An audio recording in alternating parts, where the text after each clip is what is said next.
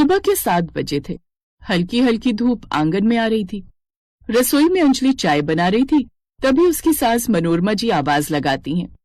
अरे बहू, चाय बनी कि नहीं? तुम्हारे ससुर जी अखबार लेकर कब से बैठे हैं।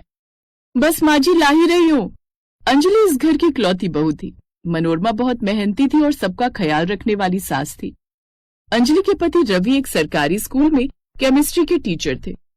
घर में सास मनोरमा जी, ससुर सुशील जी और रवि की छोटी बहन रिया थी। रिया अपनी भाभी की टांग खींचती रहती थी। भाभी, आज फिर आलू के पराठे?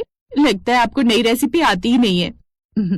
अच्छा, मुझे कुछ और बनाना नहीं आता। ठीक है, फिर कल मैं वही बनाऊंगी जो तुम्हें पसंद है, ठीक है? अरे भाभी, मुझे तो बस आपकी टांग खींचना पसंद है। सब हंसने लगे। कुछ महीनों बाद रिया की शादी अर्जुन के साथ तय हो जाती है और रिया की शादी बड़े ही धूमधाम से अर्जुन से हो जाती है। विदाई के समय अंजलि की आंखों में आंसू आ जाते हैं। रिया, अपना ख्याल रखना, तुम्हारे बिना अब सारा घर सूना सूना हो जाएगा। रिया भी गले लगकर रोने लगती है। भाभी, मैं तो जा रही हूँ, अब आपकी खिंचाई कौन करेगा? दोनों ननद भाभी हंसते रोते अलग हो जाती हैं। करीब 1 साल बाद एक दिन गली में बड़ा ट्रक आकर रुका। अंजलि ने खिड़की से बाहर देखा और बोली, लगता है सामने वाले खाली मकान में कोई नया परिवार रहने के लिए आया है। तभी ट्रक से सामान उतरने लगा और उसके पीछे से जो लड़की उतरी उसे देखकर अंजलि हैरान हो गई।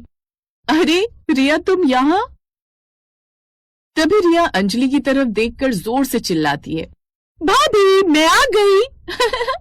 अंजलि जल्दी से बाहर आती है और दोनों एक दूसरे के गले लगती हैं।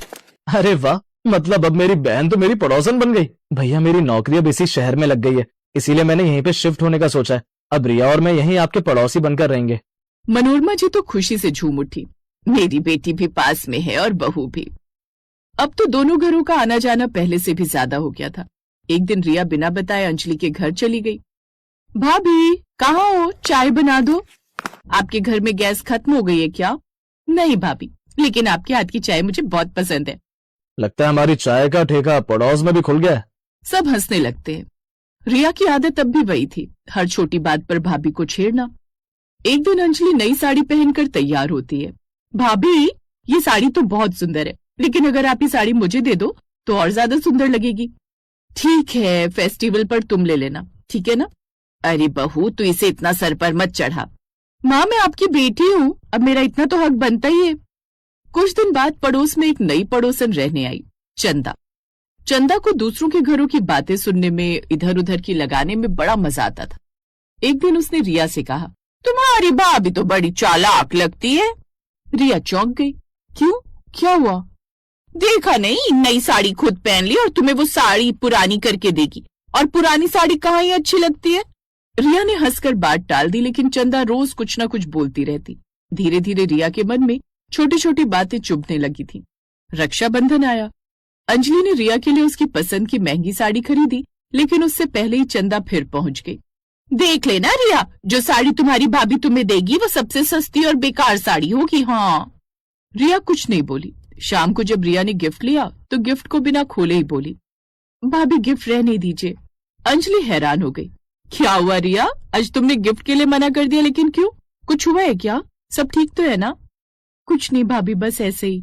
रिया का व्यवहार एकदम बदलने लगा था। अब पहले जैसा हंसी मजाक होना बंद हो गया था। रिया पहले दिन में 4 बार आती थी, अब 4 दिन तक भी नहीं आती। अंजलि को रिया की बहुत फिक्र होने लगी। एक दिन उसने अर्जुन से पूछा, अर्जुन जी, सब ठीक है ना? अर्जुन ने लंबी सांस लेते हुए कहा, भाभी, मुझे भी कुछ समझ नहीं आ रहा, छोटी छोटी बातों पर नाराज हो जाती है, पता नहीं इसका क्या हो गया। उधर चंदा रोज आग में घी डाल रही थी। देखो, तुम्हारी भाभी सबको दिखाती है कि वो कितनी अच्छी है और तुम्हारा कितना ख्याल रखती है। तुम्हें पता है, पूरे मोहल्ले में बस उनकी तारीफ होती रहती है और अब मुझ पर तो कोई ध्यान ही नहीं देता है। धीरे धीरे रिया को अपनी ही भाभी से जलन होने लगी। एक दिन मोहल्ले में तीज त्योहार के लिए प्रोग्राम हुआ। अंजलि को महिलाओं ने स्टेज पर एंकर की जिम्मेदारी दी और अंजलि ने भी अपनी जिम्मेदारी बहुत अच्छे से निभाई। सब लोग अंजलि की तारीफ कर रहे थे। ये देखकर रिया का चेहरा उतर गया। चंदा बोली, देखा, तुम्हें तो कोई पूछ भी नहीं रहा है, जिसे देखो बस अंजलि की तारीफ कर रहा है। रिया चुपचाप वहां से चली जाती है, लेकिन ये सब होते हुए अंजलि देख लेती है। अंजलि तुरंत चंदा के पास जाती है और बोलती है, चंदा, तूने मेरी ननद से अभी क्या बोला था कि वो ऐसे उदास होकर क्यों चली गई यहाँ से? अरे अंजलि दीदी, वो मैंने तो कुछ नहीं बोला उससे। अरे अंजलि बेटा, इसकी बातों में मत आना, ये तो सबको एक दूसरे के खिलाफ भड़काती है और इसने ही तेरे और रिया बेटी के बीच में दरार डाली होगी। मैंने इसे कई बार रिया बेटी से बात करते हुए देखा था। क्या पुष्पा आंटी, मतलब इसने मेरी ननद को मेरे ही खिलाफ भड़काया, इसीलिए रिया कुछ दिनों से मुझसे ढंग से बात भी नहीं कर रही थी। चंदा, अब तू इस मोहल्ले में नहीं रहेगी, तू यहाँ से निकल जा, वरना मैं तेरे खिलाफ कंप्लेन कर दूंगी और कोई भी तुझे घर नहीं देगा रहने के लिए। मुझे माफ कर दो दीदी, मेरे से बहुत बड़ी गलती हो गई, आज के बाद मैं ऐसा कभी नहीं करूंगी। मैं जाकर अभी रिया से भी माफी मांग लूंगी। अंजलि चंदा को लेकर रिया के घर जाती है और रिया को समझाती है। चंदा रिया से माफी मांगती है और बोलती है, रिया बहन, मुझे माफ कर दो, मैंने तुम्हें तुम्हारी भाभी के खिलाफ भड़काया था, जबकि ऐसा वैसा कुछ भी नहीं था, प्लीज मुझे माफ कर दो। चंदा, तुमने ये सही नहीं किया, आज के बाद मुझसे कभी बात मत करना, मैं तुम्हारी शक्ल भी नहीं देखना चाहती। चंदा वहां से चली जाती है और रिया अंजलि से बोलती है, भाभी मुझे माफ कर दो, मैंने आपको गलत समझा, मुझसे बहुत बड़ी गलती हो गई। कोई बात नहीं रिया, तुम्हारी इसमें कोई गलती नहीं, जिसकी गलती थी उसको सजा मिल गई है। कुछ लोग एक दूसरे के मन में उनकी करीबियों के खिलाफ ही गलतफहमियां पैदा कर देते हैं। आपने बिल्कुल सही कहा भैया। चलो, अंत भला तो सब भला, आखिर दोनों ननद भाभी फिर से एक हो ही गई। सही कहा आपने दामाद जी, आखिर इन दोनों का रिश्ता इतना मजबूत है कि कोई भी इन दोनों को अलग नहीं कर सकता है। जी बिल्कुल माँ जी। अब सबकी गलतफहमियां दूर हो चुकी थी। अंजलि और रिया पहले जैसे ही हंसने बोलने लगते हैं। ये सब देखकर पूरा घर खुश होता है।